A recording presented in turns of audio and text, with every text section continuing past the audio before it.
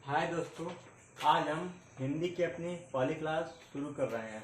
ठीक है, चलिए आज हम पढ़ते हैं वर्णमाला की क्लास। तो आप सब ध्यान दीजिएगा। वर्णमाला, वर्णमाला कहते किसको है? ठीक, तो वर्णमाला कहते हैं वर्णों के व्यवस्थित समूह को। वर्णमाला हम किसको कहेंगे? वर्णमाला वर्णों के व्यवस्थित समूह को हम वर्णमाला कहते हैं। ठीक, वर्ण हमारे दो प्रकार के होते हैं। कितने प्रकार के? दो प्रकार के, स्वर और व्यंजन। जिसमें से स्वर हमारे 11 होते हैं और व्यंजन 33 होते हैं।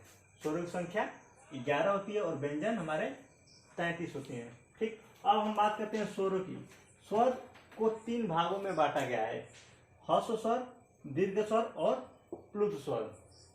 ह्रस्व स्वर में अ, छोटी ई, छोटा ऊ और री आता है।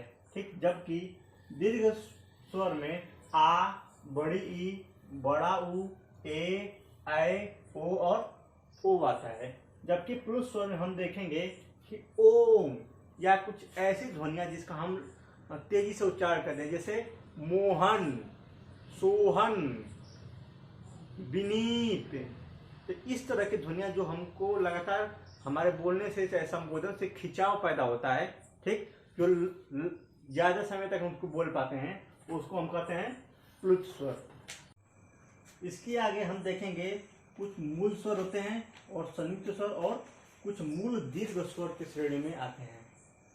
मूल स्वरों में आपका अ, छोटी ई, छोटा ऊ और री, ये हमारे मूल स्वर होते हैं।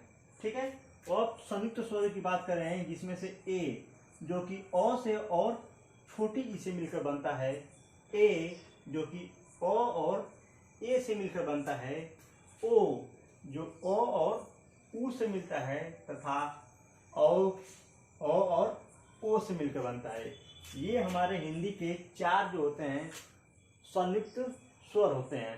ठीक है, इसमें से कुछ मूल दीर्घ स्वर भी होते हैं, जो कि आ, बड़ी ई, बड़ा ऊ, ये हिंदी के मूल दीर्घ स्वर हैं। ठीक, अब हम इसको रिवाइज कर लेते हैं। हमारे हिंदी वर्णमाला में 11 स्वर और 33 व्यंजन होते हैं। ठीक, जिसमें से स्वरों को हम 3 भागों में बांटते हैं: ह्रस्व स्वर, दीर्घ स्वर और प्लुत स्वर। ह्रस्व स्वरों में अ, छोटी ई, छोटा ऊ और री, जबकि दीर्घ स्वरों में आ, बड़ी ई, बड़ा ऊ, ए, ऐ, ओ और आते हैं। ठीक, यही जो हमारे 4 जो ह्रस्व स्वर हैं, इन्हीं को हम कहते हैं मूल स्वर। ये हमारे मूल स्वर हैं। जबकि आ, बड़ी ई और बड़ा ऊ, ये हमारे मूल दीर्घ स्वर से की श्रेणी में आते हैं, मूल दीर्घ स्वर। और ए, ऐ, ओ और औ, ये हमारे संयुक्त स्वर की श्रेणी में आते हैं। ठीक है, चलिए दोस्तों, पहली क्लास के बाद अब हम देखेंगे व्यंजन को। ठीक है, उसको नेक्स्ट वीडियो में देखते हैं। धन्यवाद।